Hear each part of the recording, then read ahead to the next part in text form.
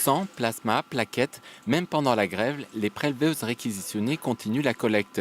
Dehors, ils sont une trentaine de salariés de l'établissement français du sang à avoir débrayé pendant 2 périodes d'1 heure.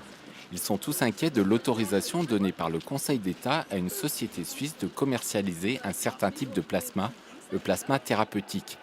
Pour eux, cette autorisation accordée en juillet dernier signe la fin du monopole de l'EFS pour la collecte de plasma, mais pas uniquement. Aujourd'hui, nous avons le LFB, qui est le laboratoire de fractionnement et de biotechnologie, à qui nous vendons des plasmas pour qu'ils fractionnent le plasma pour fabriquer des médicaments comme des facteurs de coagulation. Ils sont en train de faire un gros lobbying au niveau du ministère de la Santé pour nous piquer le monopole des collectes de plasma. Donc là aussi, il va y avoir des répercussions en termes d'emploi si jamais ça passe. Donc c'est pour ça que nous sommes en grève aujourd'hui. Nous voulons absolument défendre les collectes, essayer à ce qu'il n'y ait pas de concurrence vis-à-vis des donneurs, qu'on n'en vienne pas comme dans les autres pays à rémunérer nos donneurs, parce que pour nous, c'est un vrai danger. Pour la direction régionale de l'EFS, pas d'inquiétude au niveau sanitaire. Ce plasma, produit par une société privée, sera conforme à la législation française. Mais l'arrivée de cette concurrence aura forcément des conséquences pour l'établissement français du sang.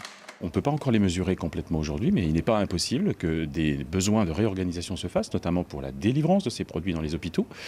Potentiellement même, ce qui est envisagé, ce qui est craint par le personnel, c'est que le prélèvement puisse être aussi dans la balance, discuté pour l'établissement français du sang, et donc remettre en cause les deux aspects importants de la filière.